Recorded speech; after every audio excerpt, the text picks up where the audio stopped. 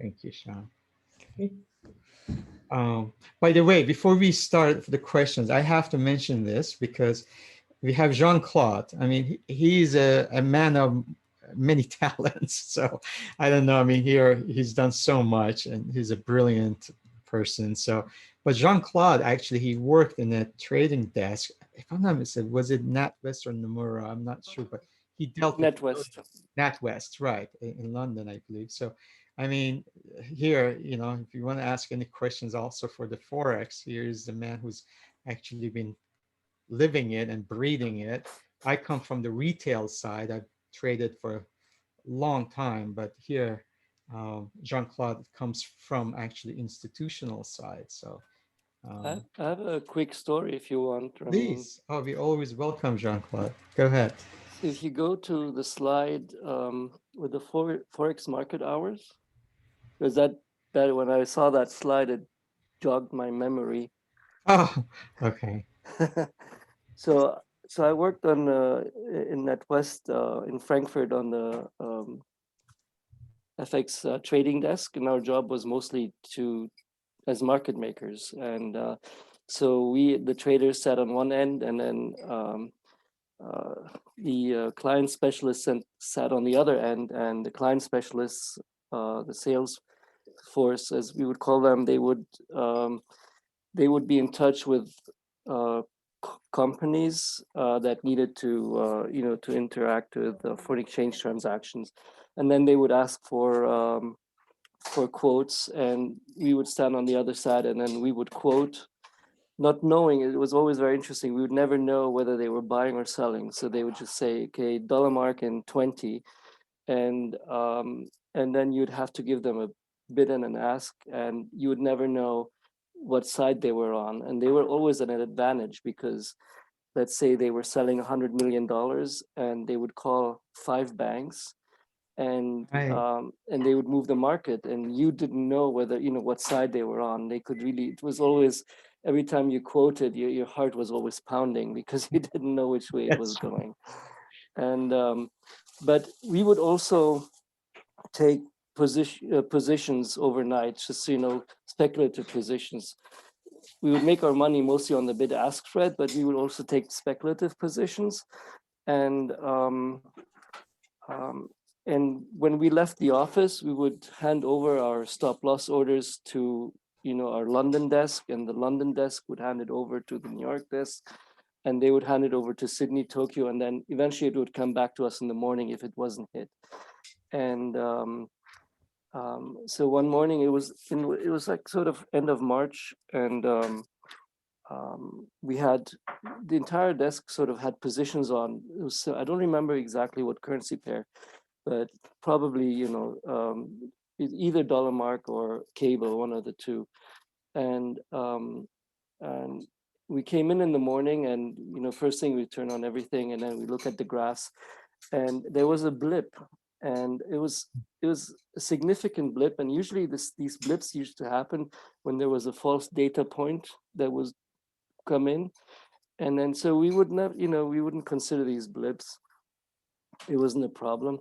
But so when we sat down on our Quotron machines, and we got the orders in uh,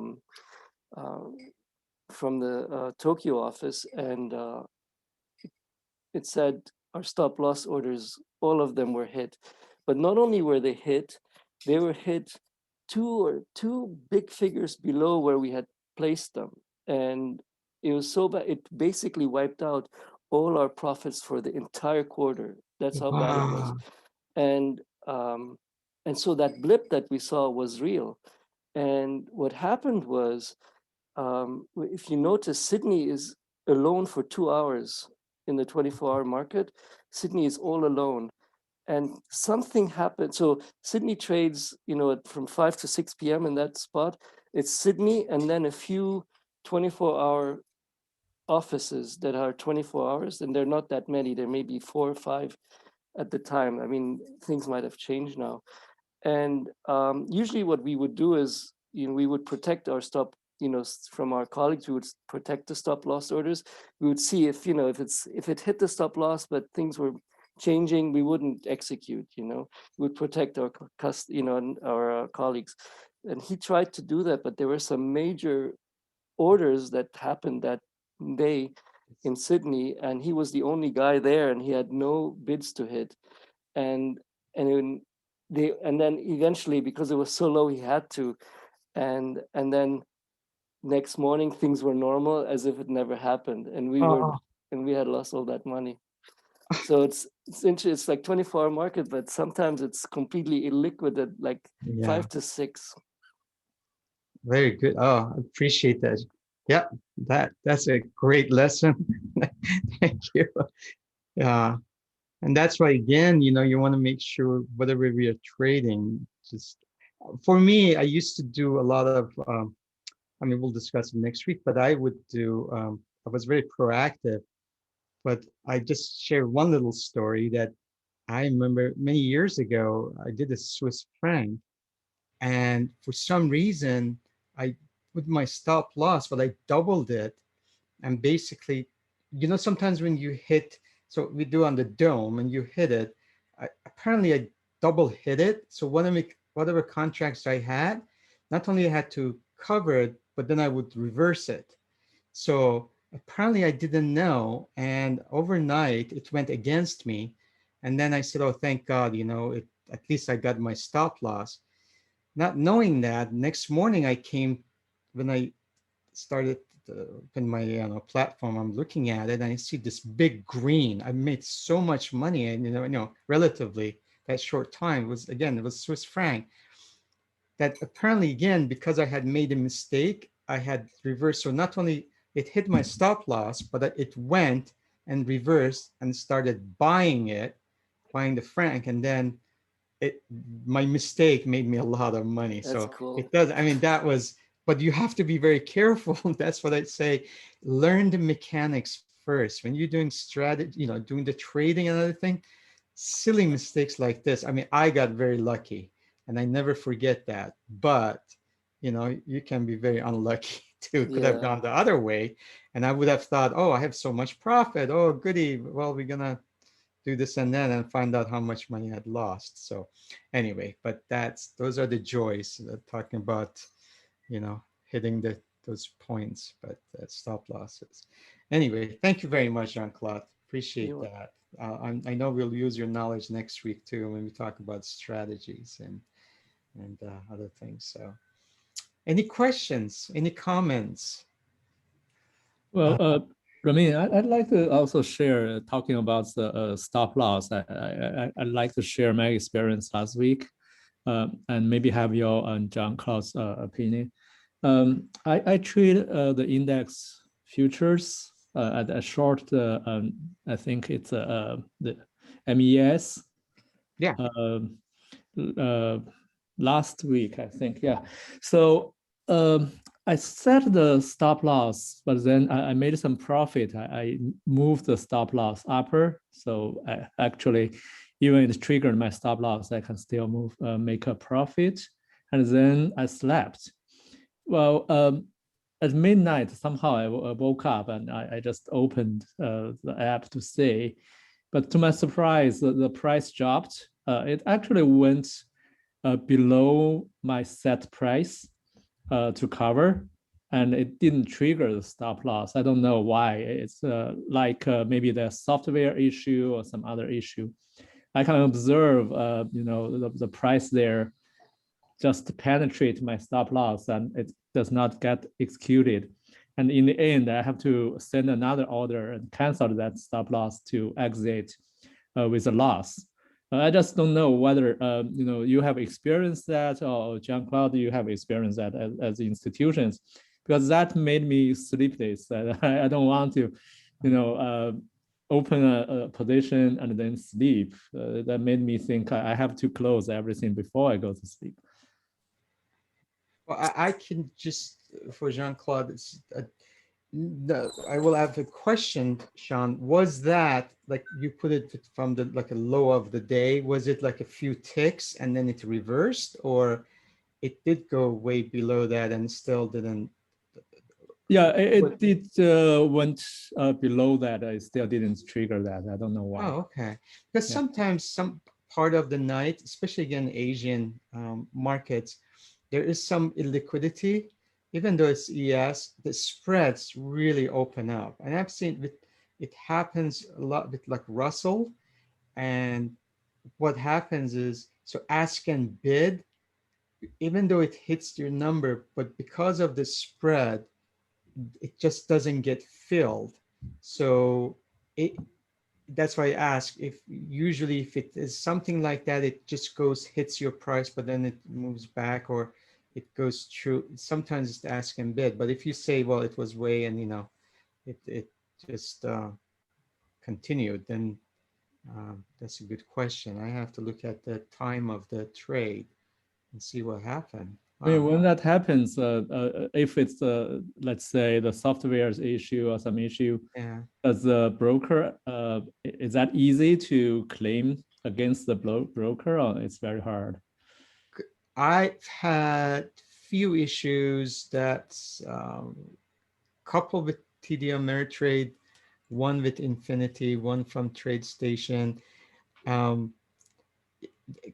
Couple of times it was I had to really take a picture of my things and send it, and they were good about that.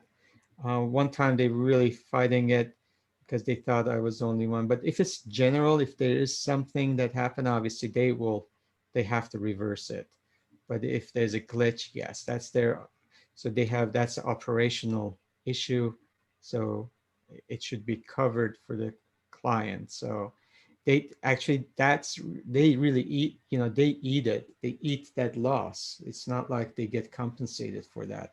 That's why sometimes they fight it because, that unless it is from the exchanges, that's another different thing. So, but I would definitely, just from the education point of view, I will definitely discuss it with I don't know who's your broker, but that would be something I would definitely bring it up. Oh, okay. It's a interactive broker. I'm using Yeah, mobile app. Yeah. right. Yeah, I don't know. One thing, interactive broker is really good, but I don't know about their customer service. I don't know if they have like many live. I'm not sure. I haven't dealt with them, but I know they have wonderful data and other things, but they're involved with a lot. So it all depends who you get. So Yeah. yeah, I would definitely bring it up. Yeah. Interactive broker, I have experience with them. They kind of email based, not over the phone. Yeah. Right. I mean, that's what I hear actually. That's what there's not much customer support there. But yeah, I will do. I mean, email might be even better, if you have a picture of it, that would be even better. So, but that would be good experience. I'm glad it's MES. So at least it's not ES. That would have been really tough. So, but, yeah, it's not fun. Regardless of the loss, it's like you just said, it's more of an emotional setback in the sense that start doubting things, and that's the problem. So Yeah. I would definitely connect with them to see if there's something that has happened before. Is this a glitch? What is it? So Okay. appreciate that, Sean. Thank you. Any other questions? Ramin, so there are all these brokers, but if you're new to Forex trading, how do you, is there a criteria you personally use, or is there one that you recommend over other ones, or what do Yeah, you have to remember there has been few of them have left the town. They were few of them, they had liquidity issues. They had so the clearinghouse is very important. You want to make sure who they clear it through. And Okay. as I mentioned, nowadays all these, I think you have the trending view. Is a trend view you have? Yeah. Yeah, I think they do. I believe they have Forex. You want the Yeah, language. I think they integrate with like Wanda. Wanda, yeah. Oh, and Yeah. so that's what I have. So yeah, So that's what you want. You want longevity. You want to make sure they are liquid. They have a good clearinghouse, and they also have, as I mentioned, a good support system. But also they Mm. give you the best spreads. So, and no, Awenda is Well, great. Yeah. I was gonna ask that. Is there a way to compare spreads before you actually start trading with a particular broker? Yeah, so How do you know? basically what it is, I mean, you will get a feel for it. So the most liquid ones, you don't want to really go exotic other things. So I would recommend, for instance, first of all, Euro. Euro is the most liquid. And as I mentioned, the time of the day. So we'll discuss it next week. So we'll talk about, so maybe these are the good things for next week, Henry. I will go Okay. over that. Okay. So that will be helpful. So Yeah, I was just wondering if the spreads also vary between brokers, right? yeah, but yeah, that's it. But you as I mentioned, like with the Thinkorswim or TradeStation or all of them nowadays, or Tastyworks, they all offer Forex. But majority of them, if they've been established, they're pretty similar on the Okay. major ones. You don't have to fight them for one tick or so. But if they're not, if you want to do some exotic, that's well worth it to find which ones you are going to deal with, and then find the brokers that specialize on that one, and that's the best way to do it. So yeah, Okay. definitely. All right. Okay. Any other questions? Was it helpful? Was it different? Are you coming back next week for strategies? Oh, yes. All right. Yeah. Okay. That was Thank you, helpful. Remy. Thank you. All right. You're welcome. Yeah, that was really helpful. And I have one comment here too. Regarding the broker, I don't know if you know about the Top Step company. Okay. So they give you a platform, not a platform, technically they give you a money to start trading paper trading actually, and then they will fund an account for you, and on a loss technically you're losing their money, but on a win they will take 20% profit. That might be interesting. But let me Who's ask you this? this though. I'm glad you mentioned that, because there are some, some of these, sharing profits. Sometimes they ask you to pay like a monthly fee to use their platform, and do they ask you to have to go through like a year of classes or 6 months to make sure you're good with the money before they give No, you the money? yeah, how's this work? So when you open an account, there is a monthly fee Okay. till you prove you're a good trader. Once Right. you approve it, and then there's no monthly fee, and they will fund your account, and you just start trading their money. And there's a bunch of rules, which is good and sometimes bad. So Right. and it might be, for Yeah. the thing is, when someone start trading something new and don't want to put a lot of risk on the money, that might be a good start. Sure. Just an idea. Okay. Thank you. Yes. Of All course. right. Good. Wonderful. How could they make money in that way if they take the loss and share the profit with you? Well, technically there's a stop loss on all the accounts. So for example, if you take the 150 grand account, I mean $150,000 founding. So technically there is 3 grand threshold. So if you hit that in 1 week, so technically they're gonna close your account. So they not let you losing more than that money. So you lose your money first. That means actually it's taken from your money, right? They just provide leverage. No. No, you're not investing. You're not paying anything upfront.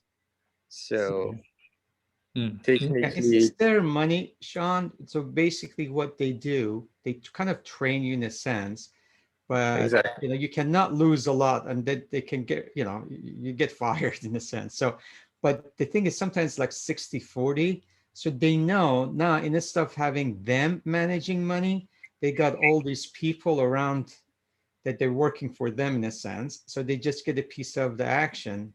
So they make sure, you know, as Matt said, that you make sure they have a very strict stop loss. And so they know they have limited risk, but their goal is to make sure you're really getting better at it. So you're going to make them a lot of money. So that's what they emphasize on the training you. And you have to pay, I think, if I'm not mistaken, well, few of these things are out there, especially for Forex. That's big. And you have to pay $90 or $100 for like their platform fee and or use their platform or whatever. So you get the different levels, if I'm not mistaken. If you get That's the right. gold level, then they give you maybe 5 or 10,000, and then they increase it to 20, and then 50, and then 100, and eventually, like you might even have a $300,000 account because they know you're really good, but they're also making quite a bit of money on you. So but that's how it works. That's what used to be in late 90s. We used to have all these trading academies around that you go sit on the computer using their money and they would watch you and they would take a piece of action. I mean, a piece of the profits. So That sounds interesting because I know that there are firms that hire the new people and simulate their trades, and in the backwards they just flip the side because the new people always lose, so they can make money. oh, I see. Right, right. Now these don't hire you, but basically it's a profit sharing scheme. So Mm. that's what it is. So, One of the strategies, sometimes I use this type of account on a futures, which is I do the futures trading. Sometimes if the market is kind of risky, I using that type of account, not my personal cash account, to right. reduce the risk. So that little bit really, helped. So Good. Thank you. That's good. of course. Right. I mean, I have a question. Yes, Jean-Claude. You know, in the ETFs you show, Yes. you remember how you told us about some ETFs you don't want to hold for the long term because, especially the short ones, you remember that because they're not Yes. good. So you only do them for intraday trading or something. Are these ETFs, do they use futures and are they good for longer term positions? They do, but okay. So this you have to be very selective. So these are not really day trading because they move very little. If you look at the charts, but there are times that you can actually use it as an investment vehicle, as a diversifier. And I give you one example. I think I've used it, that like, so I trade British pound a lot. And then, so I saw last year we hit, I think 114.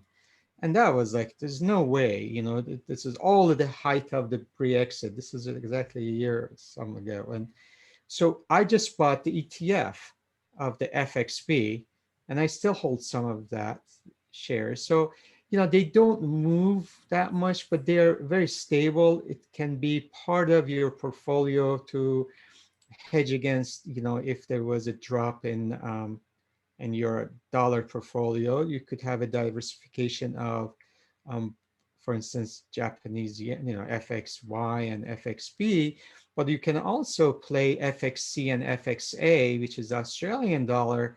And again, they don't move as much, but as a commodity hedge, so they also have options. Obviously, the biggest movers are from the futures, and you can get it from obviously Forex. This is more of a definitely an investment. On the other hand, they do have a double. You can use that maybe more so. I mean, you can see, I'm just showing you like the year to date. They're not spectacular, obviously like yen is down because the markets are up, but there's nothing that stands. I mean, you're not gonna break the bank with these. Yeah, So I was very just wondering. slow. So, But but it gives you that little exposure. Like for instance, I, I did like sometimes I do trade like the Mexican peso because there are times, again, the time of election was very liquid, so the spread got really narrow on the Forex. Here that you can use, the Chinese yuan, for instance, and they do have some emerging markets. But yeah, so it's just part of it. If there's a large portfolio, that means that you don't have to go out and buy Forex. If you do have a hunch, and for instance, when euro was at 152, 148, I sold it short. So you could have played ETF, for instance. You didn't want to hold on for years and years on a Forex. You can do it with the ETFs. So it's just the food for thought, basically, that you could just have a little stability in your account. Yeah, that's good. I just want to know whether they're good for long term, so you don't Yeah, have they're that more fade. long term, definitely, or inflection points. I mean, like euro, I was thinking we came very close to the parity at one, and like about 105, 107. That would have been a good spot to buy euro, and just hold on. Eventually, that's something like that. Yeah. Thank you. You're welcome. Yeah, I traded UUP's option. To my experience, I think the options price change mostly came from the direction that affects the IV, because itself, like you said, it moves so little. Yeah. But the option price can change a lot just because it changed its direction. I think that totally come from the IV. A very good point. Yes. So that's why I would have suggested that, yeah, UUP is like the most boring turtle. I mean, it's a very painful one. But like you're absolutely right. So if you do UUP or FXE, it does come from the volatility, and you can do it that way. Absolutely. Still, it doesn't move huge amount. It's not like, again, you're gonna make a trading kill, but it's much better, and they're liquid, so you can do that. You can use that. The other ones are not very, I wouldn't do. A lot of them, the options are not that liquid, so I would either do options on futures, or I do just a pure ETF if you want to hold it. Yeah, thank you, Sean. That's a good point. Yeah, Okay. pleasure. All right, excellent. Well, again, I hope it was useful. I really appreciate, again, you being part of the family. Your comments is always, I always learn something new from you guys. So with that in mind, it's about 5:30, so we can um, finish our session and look forward to seeing everyone on Saturday. And then hopefully, again, next Wednesday, we can follow on our class. All right. Thank you very much, everyone. Have a wonderful Wednesday night, and I'll see everyone on Saturday. Thank you. Thank you, Ramin. Thanks, Thank you, Ramin. Thank Ramin. you. You're welcome. Thank you so much. Of course. Bye.